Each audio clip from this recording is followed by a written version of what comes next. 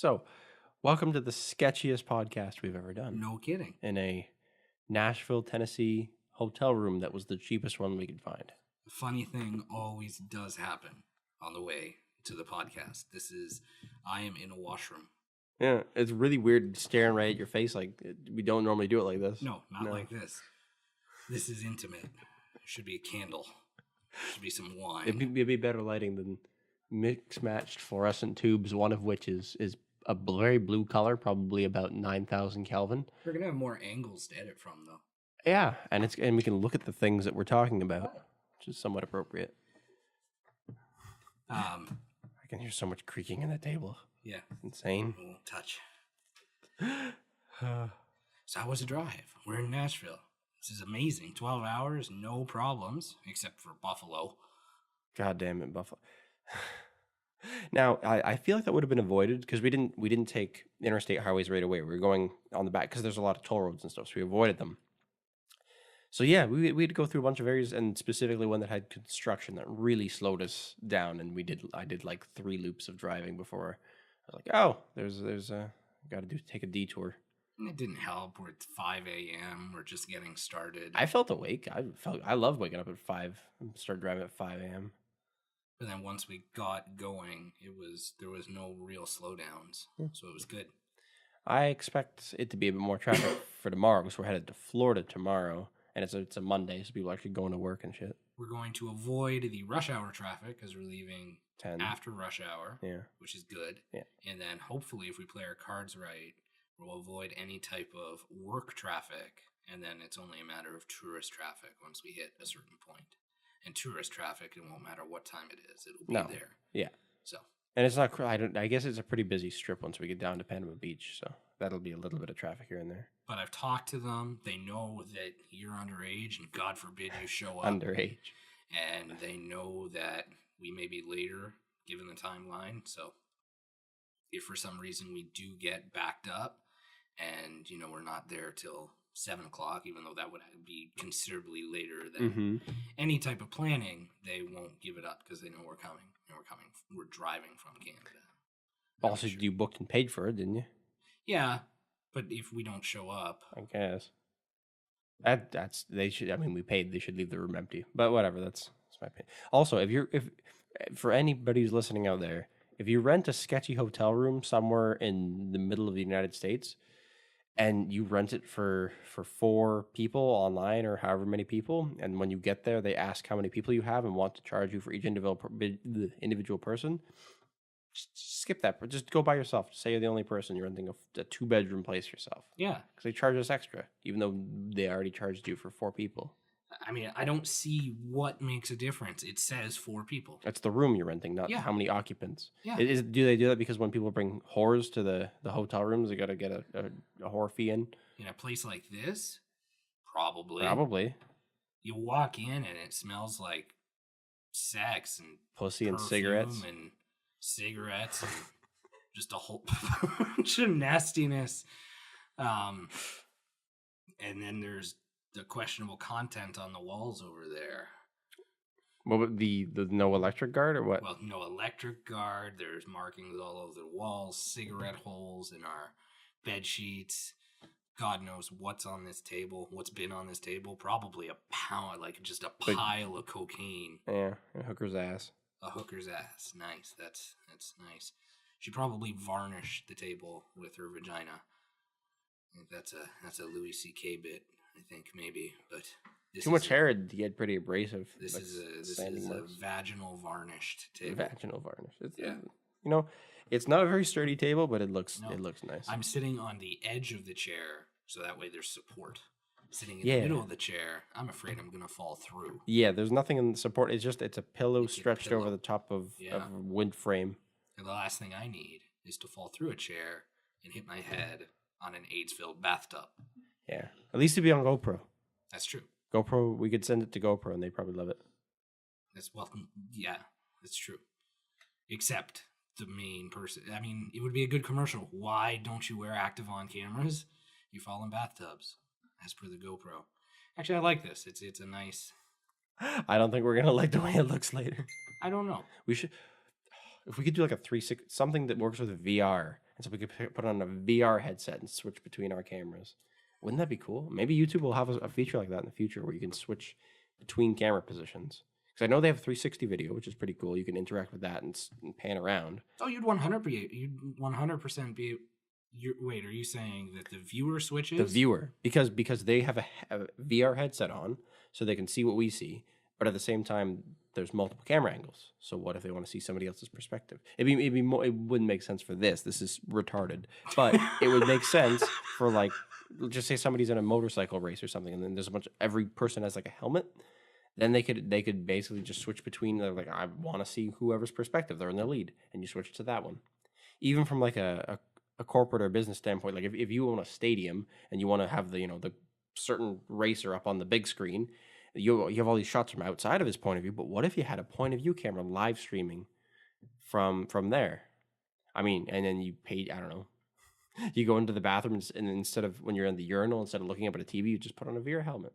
It'd be dirty as hell. That's true. I'm not putting on that helmet. No, but it's the future. Maybe it's self-cleaning. Who knows? No, it is a Bluetooth and automatically Bluetooth-enabled personal helmet. You own the helmet. There you walk go. around, and that's how. So you walk out of the stadium. You keep watching it. It's like an augmented reality thing, so you can see what's going on. Yeah. Probably take a lot longer to take that piss. It would. Yeah. You'd be peeing and be like, ooh. Probably start missing. I know everybody else is just seeing a white ceiling. Take the helmet off. You're just like pissing out in the parking lot. No, that's an interesting. I mean, the whole VR thing is an interesting escape. That, I mean, even the best virtual reality I've seen, or 360, depending on how you would like classify it. But the stuff at the tech demo last year with the 360 sound and the 360 video. Yeah, we did see a really good. I think that they were trying to point towards the sound aspect of it because VR. I mean, VR is VR wherever you go at that point in time, and I'm sure it's getting better now. I haven't put on an HTC Vive or anything recently, but it's good. The sound was good. The problem with the video, and I feel like that's a selling point, is when you direct a movie. It's the job of the director to choose the camera angles, to tell the story, because the focus is supposed to be on specific elements. It's not the user that should decide what to focus on. It's the director that says this is what's important. Yeah, yeah. No, it changes filmmaking entirely, and I don't think it's for film necessarily. It would make sense in video games. It makes sense if you wanted to have like a live action video game where you're a digital character that's moving within an environment. I don't know how you would do this, or you could at least make it look real. What's that one? It was shot with GoPros. It's like a action movie. Tons of explosions and fighting on vehicles and shit. I can't remember. No, but like that. Imagine if you could do that and somehow make it interactive in some way. I don't know, because you'd be real. It would look real because it is real life. It's something that's filmed. I'm not sure. That's a tough one. You could have crazy accurate sound. You could be there. Even if you don't interact, I guess, you're still there. And there's so much shit going on that technically doesn't matter where you're looking at entirely. It's true. Just balls to the wall everywhere you look. There's not gonna be a fight going on, and you're not gonna look in the opposite direction, and there's just like people standing at the side of a house looking at it, and nothing important happening. So it works a little bit better. Well, Maybe. I don't know. Because you'd want to be able to focus on what you wanted to focus on. Although video games don't seem to suffer from that so much, if for good video games, like people don't just walk off and stare at the side of a house. I follow people in Grand Theft Auto sometimes. It's entertaining, absolutely. You walk around, you see what they're doing. It doesn't take away from the experience at all. No. It makes it more interesting. I don't like... I mean, I've never done it in real life, but I don't like how aggressive they get. You follow them for a few blocks, they start to walk a little faster, then you keep following them, and eventually they're calling the cops. Really? Yeah. For stalking, yeah. Interesting. I've never stalked people in GTA to that point. Going to the same place, like you can't. You got to at least give a few turns before you start pulling out the phone. But maybe that's a man's perspective. It's Grand Theft Auto. It's all fun and games. I keep thinking over and over in my head because we went to the downtown strip of Nashville, Tennessee. I've seen that exact same strip so many times in the photographs of many photographers that I very much respect. And I'm sure they go into like the summertime when it's hot and everybody's, there's a lot going on. It was really busy for like a Sunday night in April or whatever. But I don't know. I almost feel like that's it. Like we went to a bar, it was pretty good. Yeah. We Alan hung Jackson's out with bar. It was fun. we hung out with a person singing, trying to make their career start up or whatever, and she was cool. I mean, that's But we how were the you only do people it. there. Right there, minus the fact that there was nobody really watching. Mhm. She has a CD. She's tried. She's been here.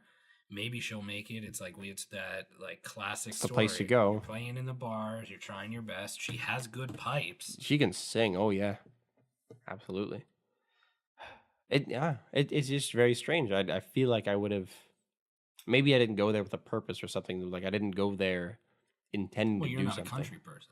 No, I'm not. But at the same time, like there's the nightlife itself. I've seen amazing pictures of, and there's one photographer who was there when there was a bunch of people with brass and like they had trumpets and they had a bunch of stuff and they were walking up the street, a bunch of musicians. Don't know why it looked like a parade almost in that section of the street. That would be amazing. I would love to go see that. I don't care. Like country music's kind of, I don't doesn't do much for me. At least the modern stuff, especially. A lot of the classic country music I can get into. It's not too bad. But but just the feeling of there was cool. Even though it wasn't crazy busy, it was a cool vibe to it. Liked it quite a bit.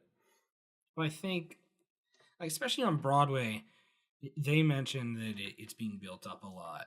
But even though now it's a tourist area and whatnot, you have to think that at some point years ago, before the souvenir shops, yeah, and all that, those bars probably did house a lot people of that were big, absolutely going to be big country singers. Yeah. Now, I guarantee that it wasn't Alan Jackson's bar back then because he hadn't made it big or whatever. He wouldn't have had it made it big yet. But I mean, what goes around comes around. He now has a bar, and I'm sure there are people who have made it in his bar. So it's neat. It's not necessarily authentic country, but when you see, like when you walk by and you see them playing, say, country hits and whatnot, it definitely has a little bit more of an authentic vibe than downtown St. Catharines. It's on the same page as an entirely downtown section. It's all doing the same thing. Yeah. You go to St. Catharines and it's a couple bars, an Irish bar, and there's a couple ones that are known for their craft beers, and there's a bunch of other ones that are known for just dancing scenes or whatever. Sort of fragmented, pretty much, and there's places that are boarded up and closed between them. You go downtown where we were, I didn't see anything that was closed up. Everything was jumping pretty much, and there was even the boot store stayed open pretty late. What time was it? Like 8 o'clock or something? Yeah. So you could go buy cowboy boots and go dancing. It was buy one, get 2 pairs free. It's a pretty good deal. It is. I mean, the one pair is still anywhere from $200. That's expensive. Never mind. I don't know what cowboy boots cost. I mean, I guess real leather cowboy boots. Then you get 3 pairs. That knocks the price down to, I mean, under $100 a pair of boots. Yeah. And there are women that pay, I would pay that for a pair of shoes, so it's not terrible. I wouldn't ever buy cowboy boots, I don't think. No, not 3 of them, especially. Not 3 pairs. What in the hell am I going to do with that? Although you could just go there with your friends and split the cost if you want to get 1 pair for yourself. Yeah, the girls get bedazzled cowboy boots. I wonder how good cowboy boots are for riding a dirt bike. I feel like I'd still break my shins even if I don't get too dirty. Probably. Yeah. That's the only function I could think of in my life where I'd want leather boots. Protect you from road rash. Yeah. Yeah, but probably still break your leg when you hit it on something. Probably. Yeah. I'll take the reinforced boots that they sell for dirt bikes. Well, outside of actually riding a horse, what do residents of St. Catharines need with cowboy boots except for style? No, well, you walk downtown and you get late or something. I think that's what you do. And you wear a skirt that shows most of your ass, and that's about the function of cowboy boots. True. I mean, God bless women who like country stars walking down the main drag, and you see women flashing the musicians in the window. That's a good gig. Yes. I think that's a musician's dream. Do you though? I don't know. I think it would get pretty boring pretty Well, quick. I mean, you're just starting to make it. Maybe you got a few fans that think you're Seeing titties doesn't pay the bills. no, but if you're already on stage, right? It's a bonus. And then I guess wouldn't it be a distraction at that point? I mean, it was the bass player that was enjoying it. No, then he does. You don't need the bass player to be paying attention. That's fine. He was just off looking. So no, it was good. Now that we're here and it's 100% complete, Road Waves is done. Yeah. Oh, I'm so excited to see when they launch that too. Yeah. Just the response that it may get because they have publicists and all that stuff. Who knows how big this is going to blow up? I don't know. I think we know that it'll be at least what G's hoping for and what the band's hoping for. But but that's the minimum. It could go bigger. Numbers? Did they ever give any hopeful numbers? I think they talked about their personal reach at some point. I don't remember what number it was, and I'm not going to quote something I'm not too sure about. But yeah, I think if you have at least in the Niagara region, it's going to have a lot of people are going to see it. Oh yeah, especially if he's paying for his own ads and stuff too, on top of the publishing stuff. Well, if you think something like Mugs and Meeples, they did 5,000 with that commercial. I mean, that's not huge, but that's somebody with, I'd say, like half of what Road Waves has as far as likes, and then however much you pay, you could potentially pay. I guess from fan support, that's one way to look at it. I think Road Waves is a lot bigger. Although I guess the Mugs and Meeples has the benefit of actually having something to show for a financial statement. I don't think Road Waves, they haven't sold crazy amounts to justify it. That's not like a business necessarily. That's what they're trying to get into, trying to be a profitable band, I think. But yeah, no, they do have a hell of a lot more outreach than a lot of and they're good with social media stuff. They are. And I get people who post and like the DH Media page just from them. Like that's where it's nice getting a little kickback from that, yeah. And I think that when the music video is released, we're gonna get some too, yeah. Yeah, it was nice that we were able to put our logo as well. We hadn't really talked about it, but I threw it in, and it's okay. You didn't even have it, and he said that you should put it, right? No, I did at the end. Okay. At the beginning, it just said Road Waves, but he said put it at the beginning in the title card, so I did, and then it's the part of the animatics at the end. So it'll look good. It'll be good, and they've been good. G is kind of like the stereotypical up and coming artist. He's ready to go on tour, so we moved out of that house. Yeah. He's moved into I don't know if he's necessarily stereotypical in that, like, most people I see don't really have the commitment to do a lot, whereas he is like full throttle doing everything. It looks like he's doing everything that he can to make this work. And maybe the other guys are too, but G's the one who's evidently doing it, I would say. I realize respectable trait. We're doing this partially in a bathroom in a closet in a rundown hotel. Again, but did you watch any of the podcasts that they were on earlier in the week? Won't name names, but they were on a podcast. Oh, I didn't watch it. Yeah. Is it better than our podcast? They get more viewers? No? I mean, they have more viewers. The guy has like 500 followers on Facebook. And I was impressed when I started, when I hadn't watched anything. Mm-hmm. And then as soon as I watched, I realized, okay, it's like you're not even hiding that you're doing it in your basement. When you're... Well, we're doing it in a bathroom. Well, yes, I know. I said that. I mean, minus the fact that we're doing that. I'm in a closet. And I'm in a bathroom. Look, there's a toilet right there. Wow, yeah. And a really dirty bathtub. Yeah. But the thing that got me is I went to his archives just to see who he's interviewed. Mm-hmm. And I saw a artist that I know. Jimmy Buffett? No. One of the artists, that Christmas singer. Oh, okay, yeah. And I thought, okay, I'll listen to her interview because at least I know her. And this was before Roadwaves had sat down to talk.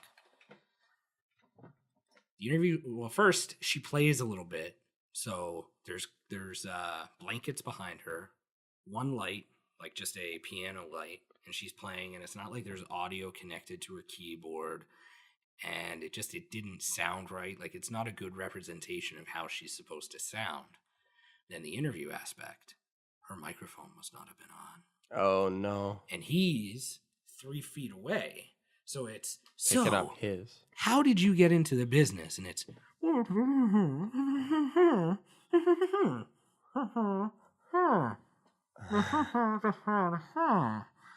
that's when I thought, okay, you can do a little better. A lot better than that, I hope. I mean, at least turn the second microphone on. Now, that being said, he has had on quite a few kind of like not necessarily Niagara-based guests, but he's had some politicians. So he's doing what we're doing. He's trying to build kind of like a base, and that's good. But I thought it was weird that do the entire interview. I guess after the interview's done, if you realize, shit, the microphone wasn't on, there's not much you can do. No, I mean, ideally, you'd be able to work with the person to get a reshoot or something, just because that's a critical failure that's really going to stop it from being a viable. But of course, the product. other thing is it's not like he's recording on these. He's recording on a phone or something? No, like broadcast microphones that are obviously going into a soundboard. So somebody screwed the pooch somewhere. And since I don't think it's much more than a one-man show, it might have been him. Who knows? We can get much better microphones ourselves, and I really think it's so much better when we do. For one, we could use one recorder because you could just plug in 2 mics, but two, they're directional. If we were gonna get proper like studio mics, it'd be great. Podcasting mics are fine, but you can do better. Oh yeah, I would say. Again, it's all I mean, this is experimental, but we build up, we change things around a little bit here and there. I think conversation-wise, content-wise, it's got better. The conversations are a little bit more fluid. We're talking about it again. I'll stop, but you buy the microphones, and it's a continuous improvement. Other improvements. Ooh, I just got reminded of a thing. Finally, because I've been talking about this for ages, and in fact, it was last in August that I caught wind of it, and I started talking about it. It's back in the news that both Nikon and Canon may be coming out with a full frame mirrorless camera soon. Finally, I don't know. As soon as I caught wind of it being a thing that might actually happen, I was interested. Just because for what we do, a hybrid video and photo shooter, because you get the benefits of Nikon and Canon glass, because hopefully they're going to both be very compatible with their own systems and continue that forward. So for stills, and as well as better video capabilities, maybe you get unlimited record time, or at least a camera you can put Magic Lantern on, like all Canons or whatever, and then the mirrorless capabilities, so you can mount any lens you want or whatever. All these little benefits here and there. Love me an unlimited record time. Yeah, it'd be great, but it might be coming soon finally, and it's stupid because it seems like both Canon and Nikon are going to do it at like the same time. They're both coming out in the news. Nikon just had like some patent stuff released of what the mount is going to look like for the lens mount. Are they too late to the game? I don't know. I keep looking at Fuji cameras and stuff, and they look like a lot of fun. And then I think of the more professional side, and I keep looking at like camcorders. Where do they even fit? What's the point anymore? I don't know. If they look like classic cameras, I could see there being an appeal. People like their old Nikon film cameras, and I'm sure. I don't think Canon would go with that route. I think they keep the modern look. Yeah, I don't know. I think because Canon also, I mean, a little while ago, released and kind of put through their, I think it's like 6,000, but there's like a like an actual like handheld old school like video camera. Not old school, like it was like a camcorder, but with an interchangeable mount. Yeah. Oh, that's new. New-ish. I Let me see if I can find it. Careful with the table again because it's creaking a lot. Let me see if I can find it. I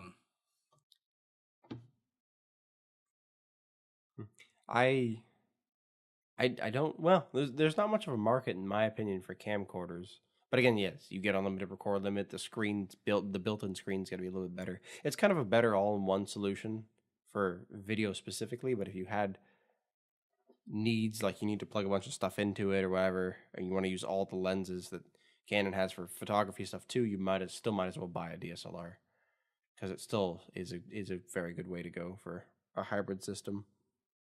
Could be better. Could take into features like zebra stripes and other focus peaking tools. That is true. That a lot of the mirrorless cameras have that none of the DSLRs have. Plus, electronic viewfinder, which you could preview your exposure and all that, looking through the viewfinder instead of the screen on the back. All of it will be a nice set of benefits. This is from September 12th, 2017. Okay. Well, it's not that old, really. On Tuesday, September 12th, Canon announced 3 new camcorders. The GX10, the XF400, and the XF405. All 3 are built around the same basic tech, including a 1-inch sensor that can shoot 4K video at 60 frames per second. Perfectly reasonable, yeah. Making them powerful tools for news, sports, and documentary shooters. Yeah. And you don't have to worry about as much depth of field issues with that because you're not going to see as much of the... The GX10 is designed to be the most approachable of the 3. All 3 are clearly aimed at advanced amateur and professional users, price-wise, starting at $24.99 and ending at $34.99. Each camera is paired with a newly developed... it is a built-in lens. I'm not paying $34.99 for a built-in lens. Well, I mean, TV producers quite often do. I get. Each camera is built in with a newly developed 15x zoom and lens with a full frame equivalent focal length of 25.5 to 382 millimeters. Yeah. All models feature a 3.5-inch articulating LCD monitor and dual SD card slots. Where they differ is the addition... That's a pro feature that Sony never gets right. They only ever do single card slots. Dual XLR inputs and a shotgun microphone holder on the 2 XF models. The handle also includes audio level controls and a standard 1/4-inch stereo microphone input for 4 channels. It's interesting that they decided, in my opinion. Pardon? Not compelling enough, in my opinion. The article even mentions camcorders have lost ground in recent years as high-quality video modes have popped up on DSLRs and video cameras. Mirrorless cameras. Canon built it. I would say that's a super zoom. It has a really wide zoom range in there. They actually built a lens. I think you can. I don't know if it's EF mount or what it is, but they just came up with a 50 to 1,000 millimeter lens. That was cool to read about. And there's like a teleconverter that comes with it and all this stuff. I don't know anything about how much that would cost or what you can even use it on. If it has to be like a TV camera with like a 1-inch sensor or what. But that's kind of neat. The amount of the M50, right? M50? Yeah. The mirrorless camera? Yeah. That's the same sensor size as... Well, yeah, but I guess the flange focal distance is different. It's their newest mirrorless offering. Yeah, it is. Ships in April. Maybe it shipped. The lens or the camera? The camera. Ooh. This petite shooter. Canon's doing a really good job with their mirrorless cameras so far, better than Nikon did by a long shot. So they're kind of appling the system where they're just waiting and then trying to do their best as they catch up. But they're really good. The only problem is they only make APS-C cameras. And the lenses, I mean, I'm sure the lens system's quite limited still at this point because it's still fairly new. If you had a full frame system, you could do a lot more with it, I think. Yeah. But I guess they would have screwed themselves over because the lens mount is probably sized around an APS-C sensor, so they need a new mount newer than that one if they're going to go with a mirrorless sensor. Mirrorless camera system. True. That's a lot of lens mounts for one manufacturer. Nikon's got 2. They've got their DSLR F mount stuff, and they got the Nikon One system, which nobody's paid any attention to for like 6 years, something like that. It's a really shitty offer. Meh. They did a couple party tricks as their mirrorless offering. Like they could do really good slow mo stuff, but they're not very compelling cameras at all. I think, I mean, if they do come out with a full frame mirrorless, I don't think that it's too late. Bringing it back to the original question, because I think that there's still devoted Canon and Nikon people. Yeah. And I think there is something to be said about them both kind of silently agreeing, hey, now it's time to do it, and they both release it at relatively the same time. I don't even know if it's necessarily agreeing to do it. They're kind of just slow to react to anything in the industry. You see a lot of users giving feedback about certain things, and Canon and Nikon are the slowest to deal with that. Fuji, you put in firmware. You get so much mileage out of firmware updates with Fuji. And even you can tell with Canon cameras, if they opened the curtain a little bit, you could do a lot with firmware updates. Black Magic, Magic Lantern. Yeah. With all the stuff that you can do with Magic Lantern, right away, basically a unlimited record length. Breaks up every now and then. Which the 60D has a smaller gap in between video frames, and the 7D has a longer gap. That's a file format limitation, which could probably be avoided by having some new type of file format or something. So, but Canons, there's some Canons that shoot in XAVC or what? It's something on the camcorders, which you can, I guess, encode long file format. I don't know. Yeah. I don't know what's this MP4 that it films it, or .mov? MOV. Yeah. MOV FAT32. God, that's got me now. File formats are making me think of. I tried to, before we left for this vacation, to pull out the SD card from our last vacation to Cuba, because I think it was on like by the third day, I was shooting with my camera and just tons of vacation photos like you do, and the card corrupted. And I lost all those photos, and then I still had half the trip to take them. So I still got lots of photos. But to this day, I have tried so many times to recover information from that. And I gave it one last kick before we came down. And it's the weirdest problem, because I can't get any computer to even recognize that there is an SD card inserted. Like usually you would insert it, and you through some way you figure out that something's corrupted on it, or the whole thing's corrupted, or something. Nothing. I put it to any SD card reader, nothing pops up. I don't know how it could possibly be that fried. I don't know. I need somebody who's like an expert on this kind of stuff, just because no forum has helped me. It's the same. I've read through so much stuff about it, but if you can't even get it to pop up, and there's a lot of tools in Windows to go through like drive partitions and see hidden partitions and all this, but it just doesn't. All this stuff, but there's just nothing there at all when I plug it in. Which SD cards are like known for being nearly indestructible, so I don't think it was damaged. And I didn't dip my camera in the ocean or something, so it's no reason for it to be. I remember that when it happened, we were in the hotel room one night. I just turned it on to look at some photos that were on the camera, and it just said something along the lines of cards corrupted. And that was about it. I pulled it out and I'm like, okay, I'll save that for later and recover it. Never could. What about like sweat? Salty sweat? Yeah. It would give an answer as to why it's fried, but I still feel like you could recover stuff off it. Just like you should be able to. Just like how I think it's the Somalians who go through like scrapyards or whatever, like dumps, and find hard drives that have been ripped to pieces, and they put them back together and somehow still read stuff off them, like important business information. Yeah. If you can do it with an SD card, I think you could. Oh yeah, I know. There's physical traces of that data. Even if you put in I don't know. You could put an SD card through a shredder. It'd probably be really hard to get that back, but there's got to be some kind of solution out there. Hoping not to do a repeat. On that note, I'm never buying another Kingston flash device, and I'm never buying anything pretty much but SanDisk until something else is suitable. We have that Pro Media company that's the new Lexar company with all the Lexar execs that wanted to disrupt an industry, which is nice if they can make cards that are high quality and pass like every kind of safety inspection. And if you call yourself pro grade, you better not screw it up.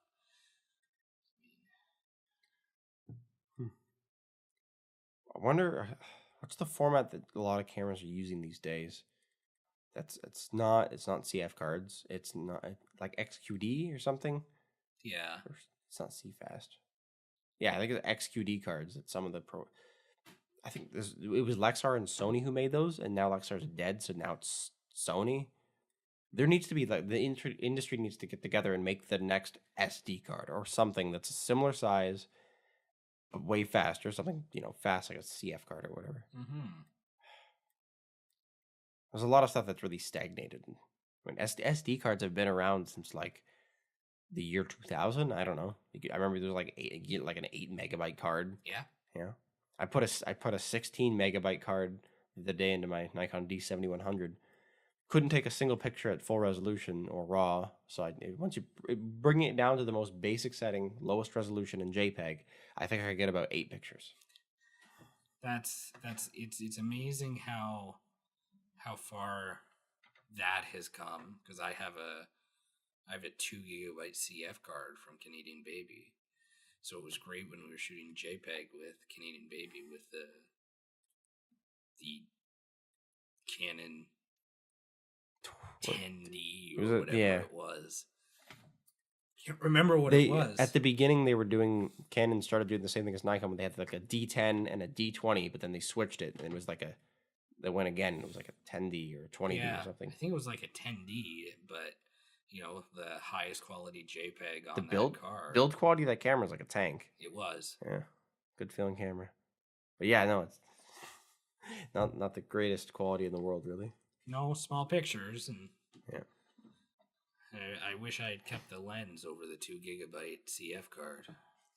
I would have been happy with a 17 to 40.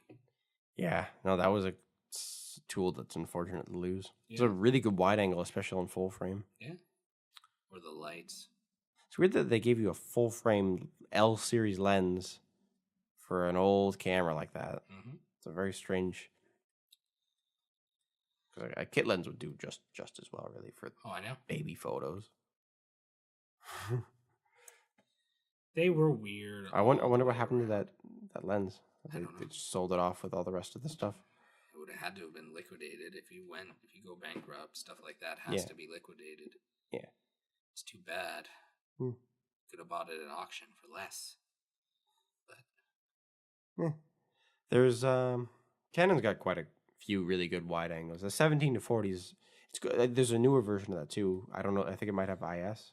That'd be nice. Yeah. Although that being said, using it on the Mark II at 17 on the you're pretty stable. Yeah. Yeah. Especially you throw it on the Steadicam or then if you have a Steadicam, it negates it was awesome. But for photography too, just having the image stabilization is a heck of a improvement. Yeah. Handheld, probably down to like an eighth of a second, I'd imagine. I'm getting tired. Yeah, me too. There's a time zone switch, even though we're not that far away, but we're an hour back in time. So really, clock says it's 10:23, but to us it's 11:23. You know what? We've done 40 minutes. That's respectable. Plus, I mean, this is a special episode. Very special. And then the next episode will be on a beach. Yeah. And that one, I mean, let's be honest. We get a bottle of rum and we go to the beach and we shoot. This one's 40 minutes. That one could be 2.5 hours. Like, who knows how long we'll talk for? Now we gotta over deliver on that promise. Well, I mean, that's fine. I think, a little bit of rum, a little bit of Coke. A little bit of Coke. A little bit of Coke. Okay. And yeah, we'll be fine. I'm good for 2.5 hours. I don't think we'll make it to 6 like we joked about. Oh, God, no. Okay, so yeah. Tune in Florida. Yeah, next week. Yeah. Assuming that we're still going to release these on a weekly basis. Well, yeah, I guess we haven't decided that. But have a good night, everybody. See ya. See you there.